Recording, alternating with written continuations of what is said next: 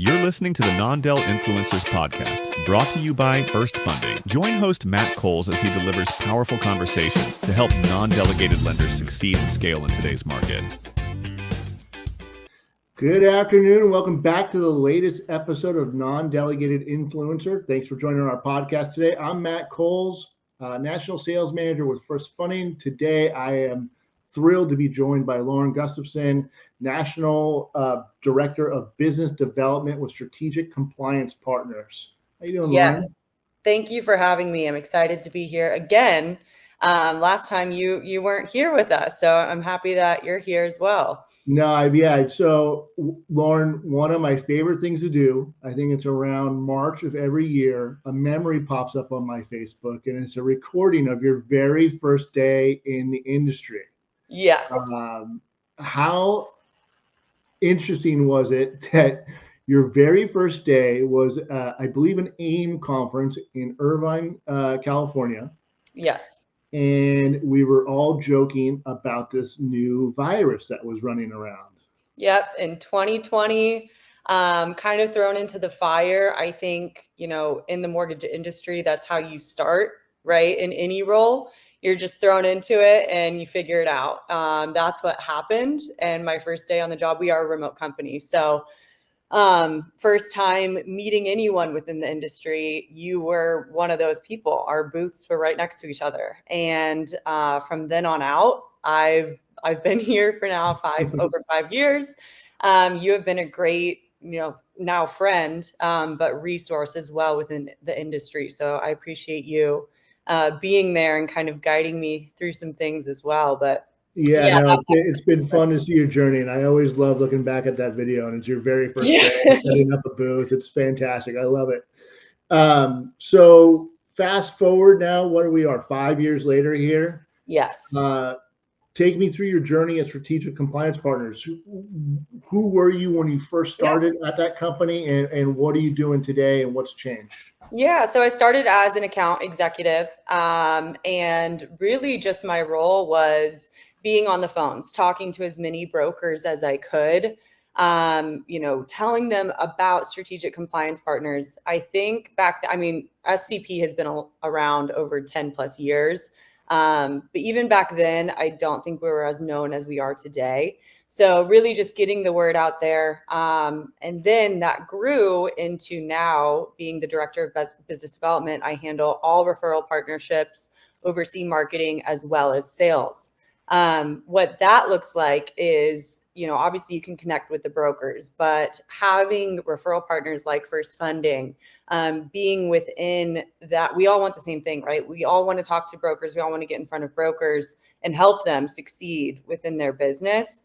So I think growing SCP in that channel, like our partnership page, has been huge for me this year, setting that up, and really connecting with other, clients looking for mortgage brokers has been a huge key into what my role is now.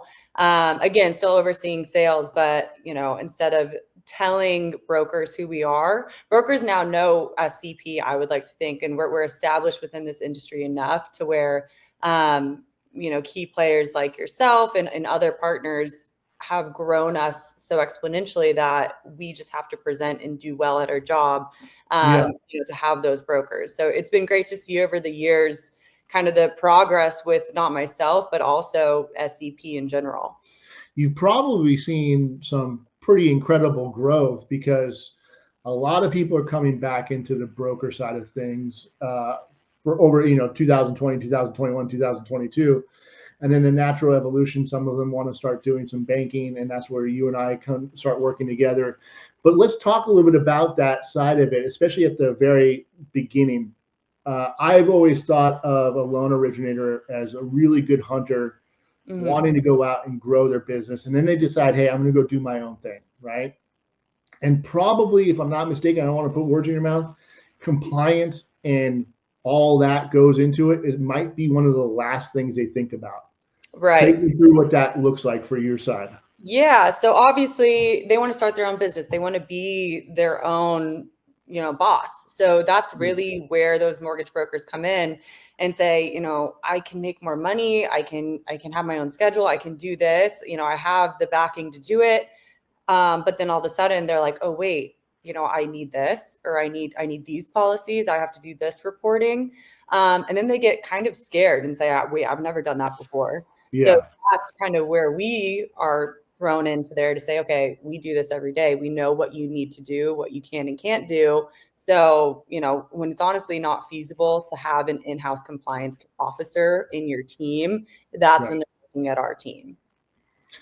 So right now, a lot of brokers and emerging bankers too, we're going to kind of lump them all in the same, and then we're going to talk about emerging bankers in a minute here. But when they're looking at state growth, right, that's probably a conversation that you're having, or LO growth, right? Like, hey, I want to, I've been doing this by myself. I think I'm ready to bring on a team of other LOs.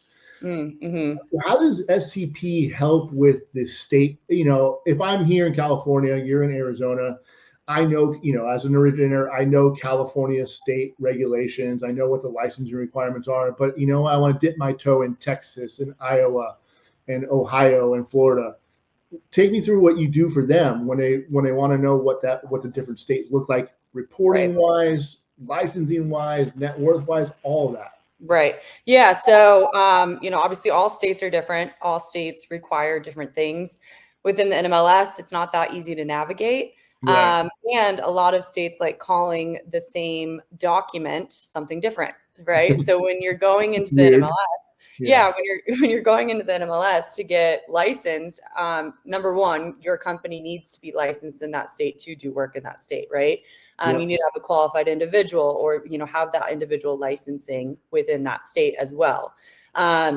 So what our team does, we have a crew of just licensing consultants. They handle licensing every single day, and then we have our ongoing consultants. So what that looks like is you would get teamed up with some of our licensing consultants and say, okay, do you have this, this, and this, net worth requirements, all of those things that go into certain states that are different. Some are the same, but again, you still have to submit it individually for each state. So if anything is the same, reporting wise for that state, you still have to submit it twice for, Texas or California. You have to submit it both times. Right. So really just going through that checklist, the NMLS, the MU forms through the NMLS, you having basically a consultant telling you what you need to do. And then us going in there as well, having our own login, going through there, helping with submittals, documentations, all the way until approval. Oh, that's awesome. That makes it would probably, if I'm an originator, it'd probably make me feel a lot better to have SCP by my side, just so I know that I'm doing everything correctly. Right. Yeah. Because also when you start the MU1 form, you're on a timeline, right? So they then give you a timeline and say, okay, you need to finish this form at, in these amount of days. So that puts a little pressure on it too, to say, okay, did I submit the right document? They called it this, but it looks like this. Is this correct? So really just knowing that language in there, and knowing what they're going to ask for. Yeah, because I think what I've heard, right, if you don't do it correctly, by the time your number gets pulled and it's not done correctly, back to the bottom of the pile, right? That's exactly. Right. What states are the most cumbersome to navigate? Yeah. So obviously, number one, I wouldn't say cumbersome, but most difficult, right? Longest is New York. Yeah. Right off the bat, New York has pretty tough rules, regulations, and just the timing of it, right? So same with California, maybe not as long, but just having the state get back to you and approving things, it takes a very long time. So actually a big misconception is the time length, right? So working with a company like us or a licensing consultant, if they tell you that the licensings are going to go quicker from working with them, that's not always the case, because it's on the state's approval, right? So we can have everything at the forefront, going quick, submittals, having all that done in a timely manner. But at the end of the day, you're still waiting on your state to approve you. And that's what takes the longest time. Right. But yeah, I would definitely say, New York is pretty difficult to go through. All right. I know I get this question a lot, and it's about pay. Right. Mm-hmm. Hey, Matt, we're thinking about adding some LOs. What's the right pay structure? I mean, I've been in this industry for a long time. I think the W-2 versus 1099 conversation is still happening. Yep. Take me through what that looks like from your perspective as the compliance partner. I'm sure you get that question quite a bit. Yeah. What do you guys do on that side of it? Yeah. So SCP stance, 9 out of 10 times they're going to recommend W-2, just because of the federal laws in place. Obviously there's some exceptions, some states situations, but we do have W-2 versus 1099 webinars for our consultants. Our consultants are very knowledgeable about that topic. We provide LO comp agreement guides within our platform for our clients to kind of create their own. But we're not a law firm at the end of the day. So we cannot create that compensation agreement for you. We can guide you through it, tell you what's right and wrong, but at the end of the day, it's up to that broker. Yeah.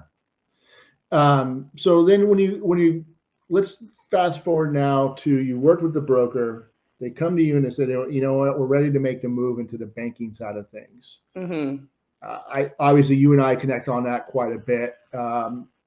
What are some of the hesitations that you hear, and what are some of the ways that SCP supports that? Yeah, so we fully can handle non-delegated mini correspondence, right? That's why we're here. We do not do delegated, right? That's way more involvement, way more legal. So we only do in DC side of things. What that looks like, going back to licensing, there are different licensing types that you need to be a non-delegated mini correspondent. Very little states are okay with just the broker licensing type. Only a few. Any other state, you either have to have a dual license, meaning you have to have either a lender, banker, and broker license, or what they call a single license that covers any type of broker license that's out there. So you need to make sure within the MLS that you have the correct licensing type before you move forward, or you will get in trouble. Obviously, we can tell the difference of that. Tell us which states you're interested in. We can tell you what you need in those states, and really just updating that NMLS first and foremost, what you can do and what you're approved for to do with that licensing type. Yeah. So the solution that you guys are providing, some people have shared with me, oh, I only need that if I'm a 50-person shop or a 100-person shop. But I know that you work with a lot of people that are 1, 2, 3-person shops. Yeah, I was just about to say that's a big shop, right? Like that's you're employing 50 to 100 people. You need to have your ducks in a row to do that. Whether that be that LO comp questions that come up, or obviously getting an exam or an audit, you need to be on top of your game, especially as an NDC. Your policies are changing. So any of the policies that we provide are, typical mortgage brokers, that has to change as well now to have lender language in it to be approved within those audits. Yeah. All right. So you get everything dialed in. Looking back at the last maybe year or two, what are some of the things that have bubbled up where SCP has had to really provide some advice to a lender about? Any challenges that came up with a lender that you can think of to say, hey, SCP had to really help with this situation? Yeah. So actually what comes to mind are things that change that are required within the industry. So I think last time I was on this, there was a gray area about reporting for NDCs and mortgage call reports on a quarterly basis. Number one, you as an NDC, you have to report mortgage call reports quarterly. That was something that wasn't the case, in the past, and now it is. So really just having to explain that and walking them through what that looked like. And again, having those LOS systems that are correct, making sure you're putting in the correct data so you don't get, slapped on the wrist when you do have that audit. And for NDCs, to having your net worth requirement, not just at the end of the year. You have to fulfill that requirement throughout the whole year because of those reportings now. So that's something I would say, just with the changes in the rules and regulations, making sure that our NDC clients know and are adjusting to that as well. And how much do loan originators love doing call reports? Yeah, they don't. Actually, some like it because they like the control, right? Yeah. So it goes back to, who's our target audience? Our Yeah. typical mortgage broker that owns their own shop. They want to do their own thing, but do they have time for it? Well, that's one So of the things that I always talk about with FirstFunding. I'm trying not to make, I try not to make these a FirstFunding advertisement, but the robust reporting we have inside of our system, we have a financial summary report for all of our lenders that breaks down every single aspect of every single loan that they close on our facility. And it just makes the backup of your LOS system even cleaner, because we're Right. getting it from the data from your CTC and your lock, your lock that you're providing to us. So it's really good information and robust reporting. So it comes all together. Your partnership with SCP, your partnership with FirstFunding really makes it easy for you to do all that reporting. Right. And within that too, though, so I talked about our licensing consultants a lot. Our ongoing consultants, those are the ones, helping you through the audit, all of that, but they also can do your mortgage call reports. So you obviously provide us that data. So having the backing of what FirstFunding provides and of whatever LOS system you're using, make sure it's a good one. Yeah. You still give us that loan data from that quarter, and then we do the rest. So we'll have our own login, we'll submit it, all of that. If you need to go back, clean things up, which a lot of brokers do, especially when those exams come, that's something that we can provide as well. If you still want to do it on your own, we can tell you how to do it and do it correct, right? So you have that responsibility still, but you have kind of, okay, in the back of your mind, you have this checklist, you're doing it right. So there's nothing to worry about. All right. So one of my favorite questions to ask in the early spring, it is about to be conference season, which seems in our industry to last forever. Right. What are the important, give me an idea of two-folded question. One is, what's your conference strategy? I love this question. Like, how do you prepare for a conference? Like, what do you look for? What are you trying to accomplish at a conference? And then what's your post-conference follow-up? Yeah. Yeah. So I like this because, again, it kind of goes back to our team being a remote company. So I'm the one that kind of plans all the conferences, right? So I like taking one of our licensing consultants, one of our ongoing consultants, because they are just a bundle full of knowledge on both sides. I like having at least, those two people there. But then we also look at it as a time to bring our team together. So some of those bigger conferences will have a lot more of our team there because they never see each other. Right. So really just having that morale there, having someone that can answer any broker question that comes up to our booth in a timely manner. So, we obviously want to present ourselves that we can represent you with compliance. So having someone there that can answer any of those questions are really important, I would say. And really just having, you guys, right? So having members throughout, I would say, like, whatever conferences we're going to, it seems like a lot of them are in October. Connecting with other partners. So always trying to grow my partnerships, my book, right? Always trying to grow that. So it's not necessarily just about the brokers that attend the conference. It's the other booths. It's everyone there that you think you can benefit, their company, as well as reversed. So I would say just really strategizing, having those conversations, not being afraid to walk up to another booth and saying, what do you guys do? Can we help you in any way? And then, like I said, just, getting the team together, I think, is always fun for us. Yeah, I think it's we're going to try to leverage. We're going to try to bring some operational people out to the conferences that we do this year, because I want them to see that it is, first of all, they should get to know our customers just as well as the sales side knows. Exactly. And I do want them to see, like, the role that FirstFunding plays in the overall scheme of what happens in a mortgage, right? And so, and with that point too, our clients that attend these conferences, they can walk up to our booth and say, oh my gosh, Scott or Melissa, I talk to you guys once a week and now I'm finally meeting you face to face. So that's always fun as well. Yeah. You guys provide such a great service.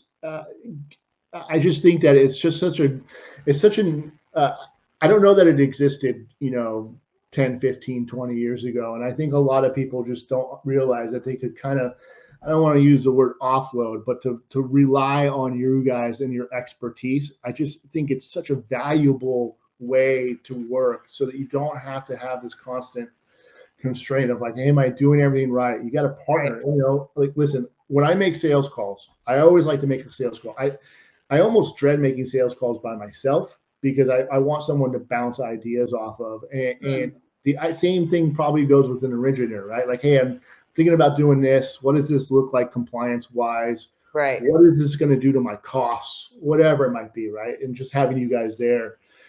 Give me an idea of, I know it's pretty reasonable, but how is it? Thousands of dollars? Is it hundreds? I mean, what I know it's in a general sense, like what does it look like? Staying on the topic of just NDC, right, for this podcast. So non-del would start, let's say $349 a month, right? And that's just like our essentials plan.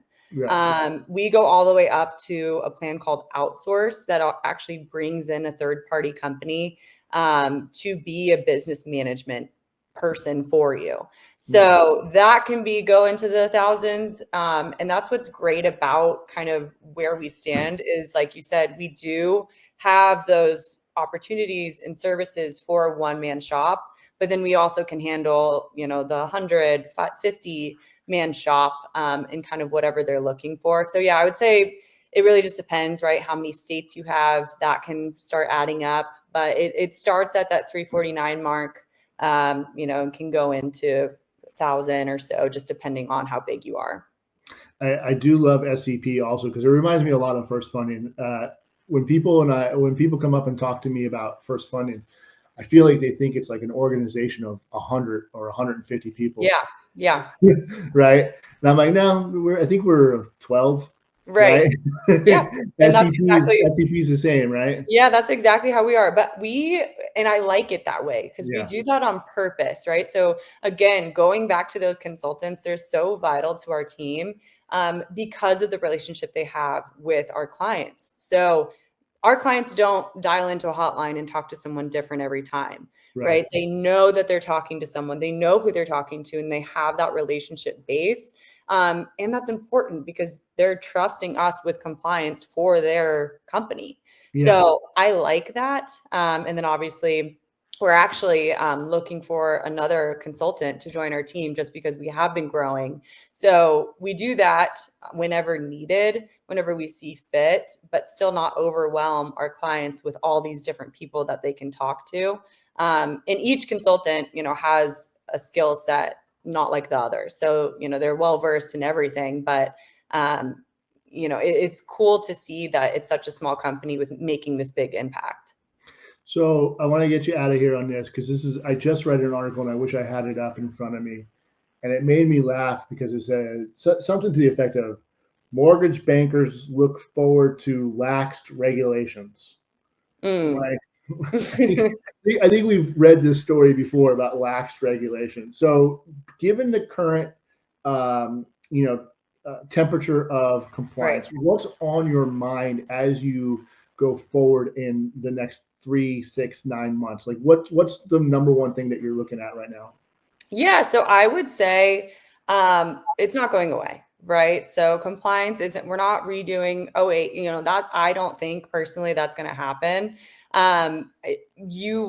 If anything, our company is going to be more needed because number one, this is what's happened within the past 3 years, right? So after COVID, all of a sudden everyone started getting audited, right. Because they didn't in 2020.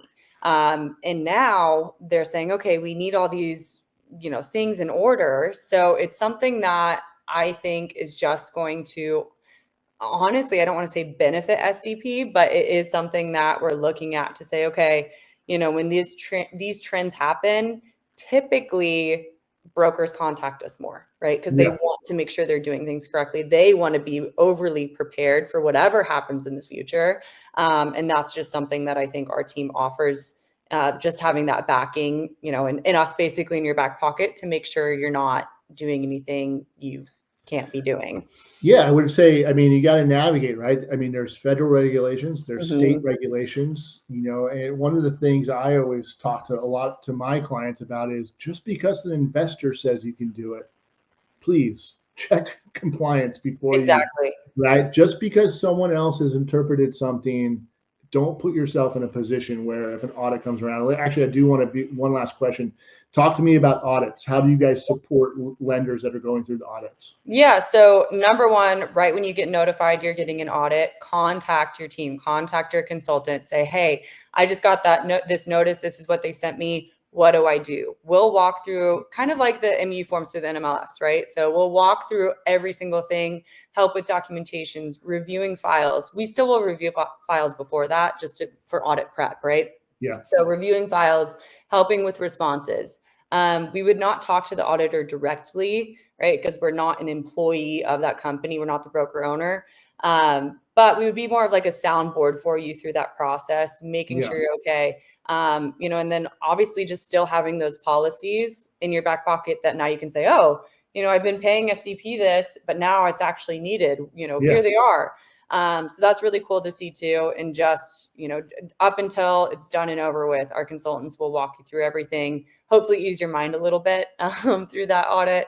But yeah, it's up to those consultants just kind of hand holding you through that whole audit process. As a person who's been through some corporate audits before, if you hand them a nice, neat little folder for everything you think that they're going to need, a smile comes on their face and it becomes a lot easier for sure. Exactly. Yeah. And with that being said, obviously an audit hits, people scramble. If they're not signed up with us, they can be right away. But the auditor does see that, right? They see the marking of the policies that were created the day after they got audited, and so forth. So just having us in place honestly eases your mind, in those sorts of situations. All right. Well, Lauren, I truly value your partnership and our friendship outside of the office. And I think you're just such a great resource for every broker and lender out there. I can't thank you enough for not only your partnership, but SCP as a whole. And I really do appreciate your time joining us Non-Del Influencer podcast. How do people get a hold of you? Yeah, so you can reach out to me via email. I don't know if we can put it in the bio. It's just Lauren. What's the company website? strategiccompliancepartners.com. It's a long name, but that's where we're at. And then just Lauren at Strategic Compliance Partners. My phone number is on there. Anything you need, email me, contact me. You have my contact info as well. But yeah, definitely if you have any questions, if you see anything, reviews. Every time I see you, we talk about how we need to shorten your email address. I know the SCP was taken or something like that happened. All right. Well, I appreciate your time and thank you so much for joining. And we'll look forward to the next episode of the Non-Del Influencer podcast. Thanks, everybody. Of course, Matt. Appreciate you. Bye. Bye. Thanks for tuning into the Non-Del Influencers podcast, powered by FirstFunding. For more resources and episodes, visit nondelinfluencers.com.